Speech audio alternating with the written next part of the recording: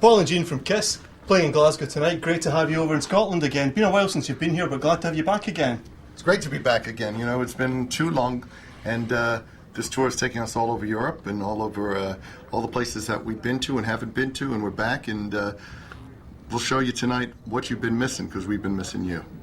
Sonic Boom tour over Europe. You're playing quite a lot of countries you've perhaps never played before, and a lot of audiences that maybe haven't seen Kiss for a while. How does that feel, winning a whole lot of new fans again? Feels pretty good. Which countries haven't we been to? Bratislava. That's the city. Yeah. But where is it? Czech Republic. No. Bratislava. Is it Bratislava, Czech Republic? Slovakia. Slovakia. Well, it used to be Czechoslovakia, and then they broke apart. Right, so you've got the Czech Republic. Yeah, that's right. So, other than that, though, how does it feel? Great. Anywhere there are Kiss fans, that's where we want to be. Where you are, that's where we want to be. Kiss have really inspired quite a lot of fanaticism amongst their fans. What do you think inspires fans to follow Kiss? I mean, we've maybe not seen you over in Europe quite as often as you've toured in America, but you're still selling out major arenas, headlining some of the big festivals. Why do you think the fans are still keeping the faith, as it were? Because we have passion for what we do. We believe in what we do. We don't take crap from anyone. We do it our way, always. And every time we go out, we feel that we owe these people who are watching tonight and the people who are here, we owe them everything. We have a tremendous sense of obligation to give them the greatest show possible. Doesn't matter that there's other bands out there paying money to do a Kiss show. They can never be Kiss. You can buy all the pyros you want. You can buy lasers and everything. You don't have the heart and soul that we do. When we hit the stage every night, by the time it's over, you just have to go on the internet, which I don't do very often. But if you do, you'll see that the fans are going crazy and saying it's absolutely the greatest show we've ever done, and we are humbled and proud. Kiss pretty much pioneered the arena gig from the 1970s onwards. Other bands always say playing the same kind of size venues now. How do you still keep one step ahead of that? How do you still keep the show fresh? We literally go back to the drawing board almost every time. The show you're seeing tonight was put together, especially the opening, a few weeks ago. We saw it maybe 2 weeks before we came over to Europe for the first time, and literally tried it out for the first time on stage right here. First show was in Sheffield. That was 5 shows ago. So we try to always update it. What kind of surprises do you pull on people now? I mean, obviously a lot of people you set the standard for a lot of the arena gigs. What sort of new things are you able to pull out in people? What new tricks, if you like, have you got for this live show? I think any band now can do pretty much the same thing. My point before was very much that all it takes is money to do a Kiss show. You can't be Kiss. When we hit the stage, it shows the difference between us, and the other bands. It's the difference between the pretenders and the contenders. There are great bands out there. You can try to be Kiss, but you just can't do it.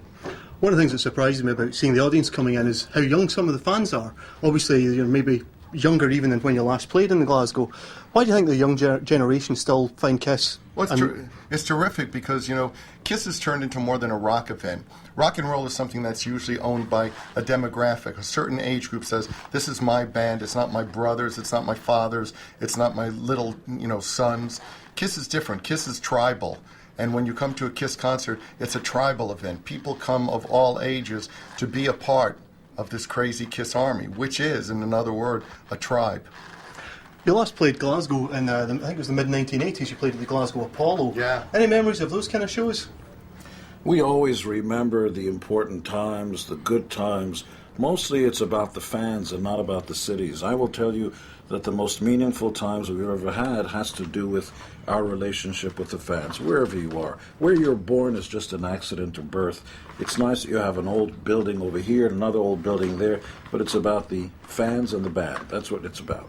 Obviously, coming over to Europe, winning a whole lot of new fans, a new generation of fans, like I said.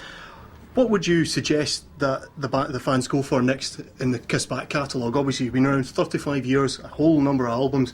What's the best place for them to go to? Obviously, apart from the new album, where are the best places for them to go to find out more about Kiss? Well, there's 2 ways to do it. The people who are just joining the party now, welcome to the party. Kissology. The DVDs are incredible in terms of a primer and a way for everybody to learn about the band, see the history. The greatest hits packages also do the same thing. You were talking before about memories of Glasgow, and the Apollo Theatre here is incredible in the sense that the stage was so high. I can remember looking closer at the balcony at the audience than the audience below us, and thinking it's an awfully big drop if I slip in these 8-inch platform boots. So I made sure to stay on my feet. But we've got a great show for you tonight, and we thank everybody. Last year we got the Sonic Boom album, and it got an incredibly great reception of an album. I think people were not only surprised to get a new Kiss album, but how good it was as well. Are we any closer to a follow-up album to that at all?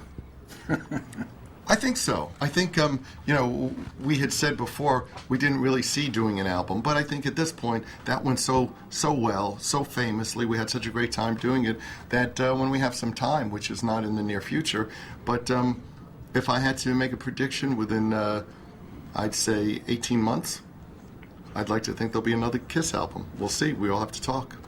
Truman, what do you think? I love it. Gene and Paul from Kiss, thank you very much for your time. Thank you Great to very speak much. to you. Pleasure. See you all the best for the European tour, and all the best for playing in Glasgow tonight. Glasgow, Scotland.